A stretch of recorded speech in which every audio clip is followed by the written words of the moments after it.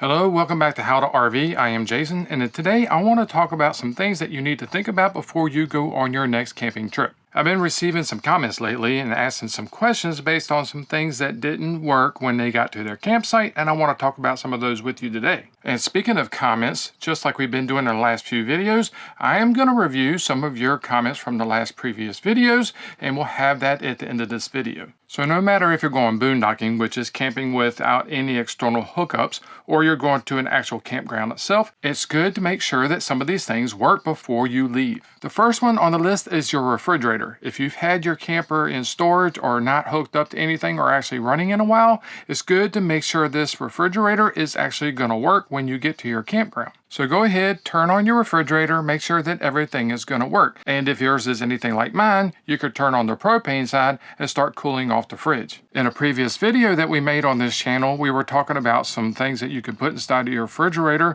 That way you can check the temperature on the inside. And if you're interested in that video, I'll leave a link down in the description so you can go see that after this video. Another little cool pro tip here is if you haven't used your refrigerator in a while or it's not cooled off already, then take a couple of water bottles or a 2-liter Pepsi bottle and fill it up full of water, put it in the freezer at home and have it frozen, and then put those inside of your freezer and your refrigerator inside of your camper, and it'll help it cool off a little quicker. Now this next item on the list is something I get in comments all the time, and that's kind of why I wanted to start this video, and that is your water pump. Now, naturally, you have to have water inside of your freshwater tank in order for your water pump to work, but nevertheless, you need to check out to make sure that it's going to turn on, it's going to work, and it's not going to leak. Now, you may think to yourself, I really don't need my water pump. I'm going to leave my house. I'm going to go to the campsite that has full hookups, and I don't really need it, but yep, there is a reason why you might. I know that a lot of times when we're going down a road, there are times when you need to go to the bathroom or you want to get a snack or something like that.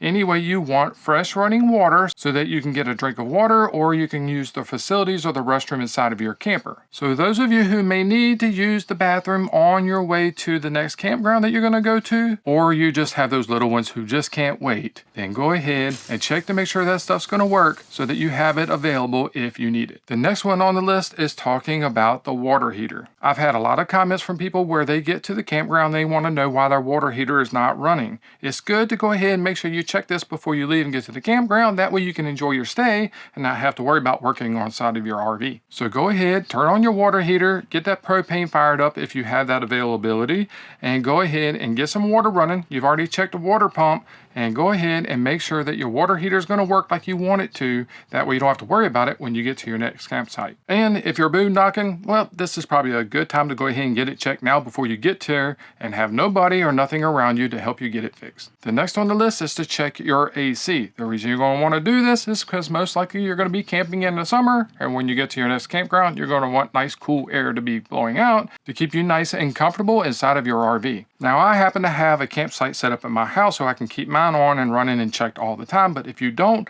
then I would suggest that possibly getting a generator. That way you can go and check out your RV wherever you have it stored. That way you know that everything is working with your AC, going to keep you cool, and you can enjoy your trip and not have to worry about it when you get there. Now, another thing that's good to check is your propane. You can go out to the tanks and you can tap on the tank or lift them up and see if they feel lighter than they normally do or whatever to get them filled up. But nevertheless, there's another way that you can do this to make sure that you have propane, and it's a twofer or a bonus. You can check to make sure that something else is working and to make sure you have propane all at the same time. And this one has to do with actually using your stove. If you haven't used it, again, I'll leave it down in the description, one on how that stove works inside of your RV. But nevertheless, if you fire up the stove and get everything on, then you know you have propane and that you have propane actually getting through the lines and to the things that you want to use. Now, I know this won't tell you how full your tanks are, and that's pretty easy to do. You just take them off and go get them filled up, and if they're already fairly full, then it won't take that much to top them off. But in this case, you know you have the propane on, you know that it will go through the lines, and you know that your stove and oven will work. And the next one on the list is talking about your slides and your awnings. It's been too often that I've been to a campground or seen in the comments on some of my videos about where somebody said that they got to the campsite and their slide outs wouldn't come out or their awning wouldn't work. Like we said in the other ones, there's nothing worse than getting to the campsite and finding out something doesn't work when you're getting ready to have fun. You're there for a reason, right? You want to go camping, you want to enjoy your time. So in this case, get out there and make sure your slide outs will go out and come in like they're supposed to, and make sure that your awnings work. So in kind of a way, this was a twofer as well. Not only are you going to make sure that your slide outs work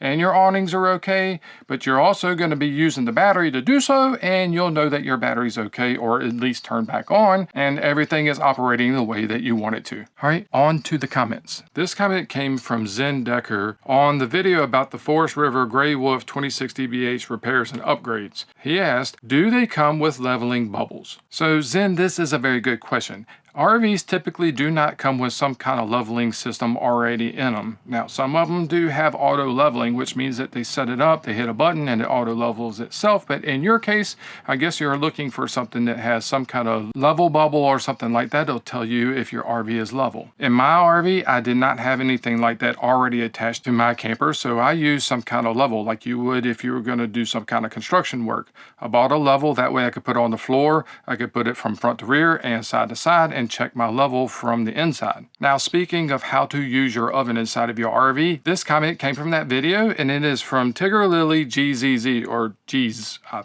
guess that's how it is. But nevertheless, it says, I've not used my oven ever because no one could figure it out. Thank you, heart, smiley face. So Tiger Lily, you are most absolutely welcome. I had a lot of people ask me how do they use their oven, or they don't know how to use it, or even they are scared to use it because they don't really understand it. So I'm glad you got to watch the video and it did something for you. This next comment came from Alfred Gutierrez, and if I messed up that name, I apologize. And his comment came in asking about the fresh water pump inside of his RV. He says, my pump runs, shakes a while, then pumps water out of the city water connection. When I turn off the pump, water continues to drip steadily from the city water connection. When I first opened the panel to check the system, I found that all the screws from the pump face had come out. When I reassembled the pump and put it back and retested, the pump ran for a short while, then shot out water from the city water connection again, and again the screws came out. So Alfred, I know that I've already replied back to your comment, but in this case, if you have a pump that is failing like this, then I would suggest, in my case, to go ahead and just replace the pump. They're not super expensive. You can look them up on Amazon, order one, and replace them fairly easy.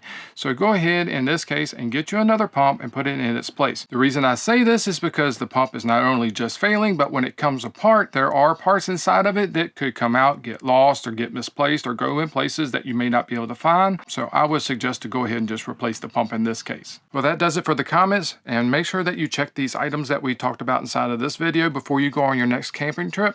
And until the next time, enjoy your trips, make sure everything's working right, and God bless.